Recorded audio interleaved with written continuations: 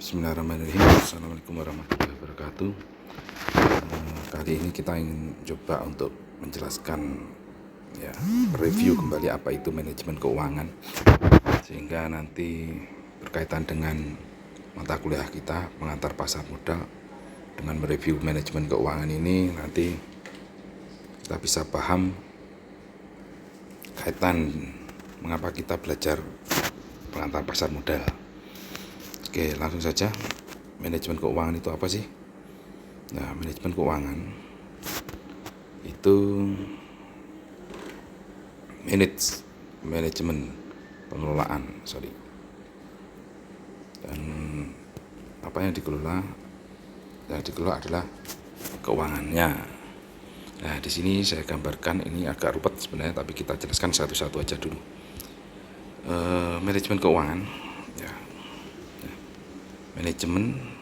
Manajemen itu adalah mengelola atau mengatur. Nah, apa yang diatur? Yang dikelola adalah keuangannya, uang. Nah, bagaimana cara mengatur dan mengelolanya? Tentu dengan menggunakan fungsi dari dalam manajemen, yaitu POAC, fungsi planning, organizing, actuating, dan controlling. Nah, di dalam mengatur ini manajemen keuangan, di dalam mengatur uang ini tujuannya adalah untuk mensejahterakan pemilik perusahaan. Dalam konteks ini, kalau perusahaan itu adalah berbentuk PT, perseroan terbatas, maka pemilik perusahaan itu adalah pemilik saham. Kalau koperasi tentu anggotanya. Jadi tujuan dari manajemen keuangan adalah mensejahterakan perusahaan. Nah, penyejahteraan itu supaya apa? Supaya asetnya meningkat atau tambah kaya. Nah, juga tujuannya supaya sejahtera, maka nilai perusahaannya harus meningkat. Dan peningkatan nilai perusahaan itu ditunjukkan dengan harga saham. Jadi, secara ringkas bisa dikatakan sebagai manajemen keuangan itu adalah pengelola mengatur uang dengan menggunakan fungsi planning, organizing, actuating, dan controlling, supaya bertujuan untuk meningkatkan nilai perusahaan yang ditunjukkan dengan harga saham, sehingga pemiliknya menjadi lebih sejahtera. Itu manajemen keuangan. Nah, kita kupas sedikit berkaitan dengan manajemen keuangan. Pengelolaan keuangan itu dalam planning dalam perencanaan keuangan, kita tahu perencanaan itu tujuan dengan anggaran perusahaan atau budgeting. Ini adalah mata kuliah tersendiri dalam pengelolaan keuangan, perencanaan keuangan nantinya untuk Anda. Kemudian ada fungsinya organizing, jadi dikelompokkan, uang itu dikelompokkan, diatur, diklasifikasikan, dan kita belajar mengklasifikasikan, mengatur uang tadi, mengelompokkan uang itu di dalam mata kuliah akuntansi keuangan. Di situ ada pos-pos, ini uang apa, terus kemudian apakah ini aset ataukah ini aktiva lancar, atau ini termasuk sebagai aktiva tetap dan lain sebagainya.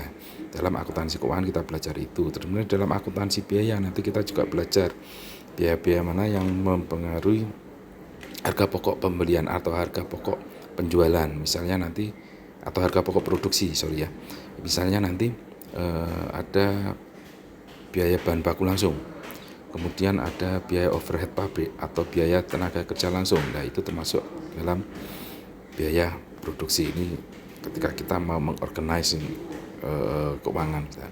Atau mungkin di dalam perusahaan kecil kita tahu pengelolaan keuangan misalnya dengan memisahkan uang pribadi dengan uang warung, misalnya kalau dalam perusahaan kecil itu kita nanti salah satu bentuk dalam organizing dalam keuangan. Kemudian actuating. Nah, actuatingnya apa? Kalau Anda nanti menjadi seorang manajer keuangan, tugasnya apa? Tugasnya ada 3, yaitu yang pertama adalah membuat keputusan pendanaan, kemudian yang kedua adalah membuat keputusan investasi, dan ketiganya adalah membuat keputusan dividen. Saya ulangi lagi ya. Yang pertama adalah membuat keputusan pendanaan. Keputusan pendanaan tadi adalah memutuskan membuat kebijakan dananya atau sumber keuangannya dari mana. Kemudian kalau sumber keuangan itu dari mana, dananya itu tahu, terus kemudian bagaimana dana itu dialokasikan. Dialokasikan supaya apa? Supaya nilainya meningkat, supaya keuntungannya bertambah. Kalau keuntungannya bertambah, apakah keuntungannya nanti labanya itu dibagikan atau ditahan? Itu keputusan dividen. Dalam konteks ini adalah perusahaan yang go publik atau PT, perusahaan perseroan terbatas. Tapi kalau perusahaan itu sifatnya seperti kayak koperasi, maka keputusan SHU. Nah, SHU-nya dibagi atau digunakan untuk nambah modal. Nah, kita kupas satu-satu dulu. Nah, dalam keputusan pendanaan, nah kita mempunyai alternatif, apa istilahnya, dalam keputusan pendanaan kita mempunyai pemikiran kira-kira dananya itu diambil dari sendiri atau dana internal atau dana dari luar. Nah, kalau dari sendiri itu bisa dari laba ditahan atau modal awal atau nambah modal lagi dengan mengeluarkan saham lagi. Tapi kalau dana luar itu misalnya hutang. Hutang bisa bentuknya hutang bank dan juga hutang obligasi. Di sini ada alternatif pilihan gitu, di dalam keputusan pendanaan. Nah, mana yang kita pilih? Tentu yang kita pilih adalah memilih biaya yang paling murah. Jadi apakah ketika mengeluarkan saham tidak lebih murah dibanding mengeluarkan obligasi? Dan kita di dalam manajemen keuangan kemarin Anda mungkin juga sudah belajar dalam menganalisis biaya mana yang paling murah, yaitu dengan menggunakan analisis biaya modal atau cost of capital. Di situ nanti akan dikenal dengan WACC, weighted average cost of capital di sini. Jadi mencari biaya yang paling murah itu yang akan dipilih dari sebagai sumber pendanaan. Kemudian yang kedua, penekanan di kita nanti di pengamat pasar modal, yaitu keputusan investasi. Dalam membuat keputusan investasi setelah dananya dapat, kemudian kita mau menginvestasikan. Investasi itu adalah kita mengeluarkan dana untuk mendapatkan hasil yang lebih. Investasi di dalam manajemen keuangan ada dua pilihan, yaitu investasi yang sifatnya real dan investasi yang sifatnya sekuritas. Dan tentunya kita akan memilih investasi mana yang paling menguntungkan. Itu yang menjadi pilihan dalam kebijakan investasi. Dalam keputusan investasi real, ya dicontohkan dalam keputusan investasi real kita bisa beli mesin, beli tanah, terus kemudian bangun pabrik, terus kemudian beli mobil untuk armada perusahaan dan lain sebagainya. Dalam kebijakan dalam membeli apa yang atau investasi mana yang kira-kira menguntungkan, kita nanti akan belajar di dalam mata kuliah yang lain, mungkin studi kelayakan bisnis. Jadi apakah bisnisnya nanti atau membeli suatu hal nanti layak atau tidak layak. Dalam studi kelayakan bisnis nanti kita mengenal analisis keuangan seperti net present value, IRR, ARR, rate of return, ya average rate of return, terus PP, payback period. Jadi sejauh mana ketika dana itu kita investasikan, terus kapan kembalinya, berapa bulan, berapa tahun kembalinya, itu balik modalnya, itu payback period. Dan kita juga kenal istilah dengan break even point, titik impas. Ini analisis yang digunakan dalam keputusan investasi ketika kita menekan investasi sektor real. Dan yang kedua, kita juga punya pilihan investasi sekuritas atau surat berharga. Dalam investasi sekuritas atau surat berharga itu ada beberapa macam surat berharga bentuknya. Itu yang pertama adalah saham.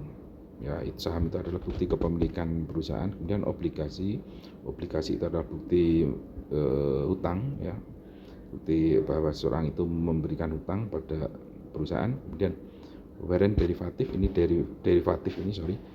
itu turunan.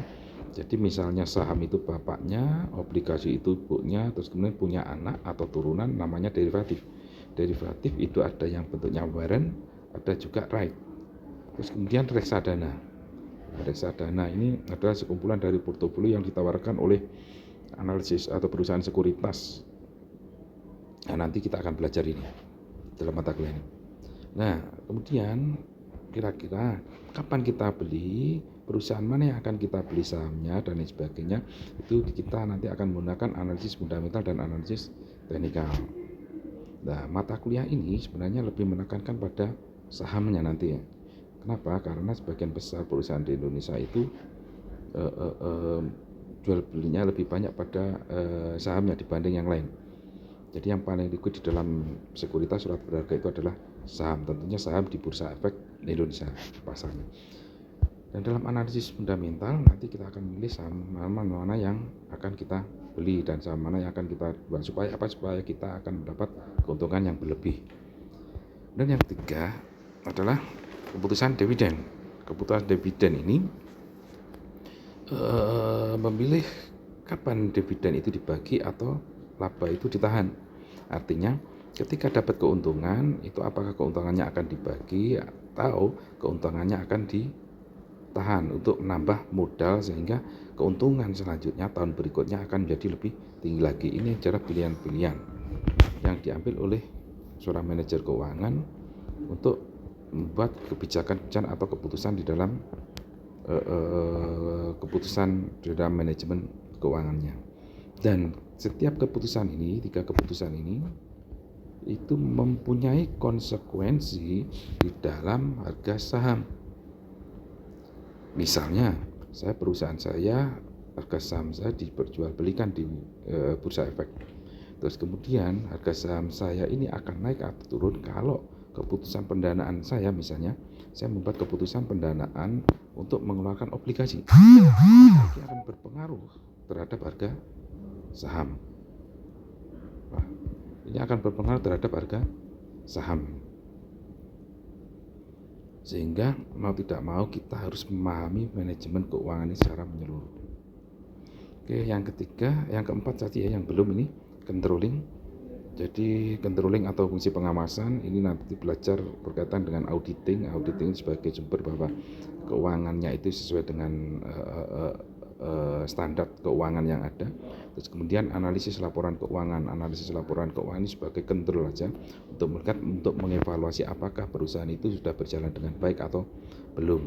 Nah, semua ini muaranya seperti tadi akan bermuara kepada harga saham.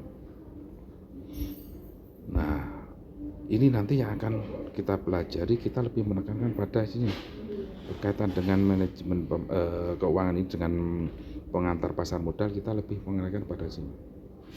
Oke, kita tidak membahas keseluruhan, tapi ini hanya sebagai review saja berkaitan hal apa yang sudah Anda pelajari di dalam mata kuliah sebelumnya. Sementara seperti ini yang saya bisa jelaskan berkaitan dengan review manajemen keuangan. Nanti akan saya lanjut berkaitan dengan pasar modal secara umum dulu. Maka kalau ada pertanyaan silahkan nanti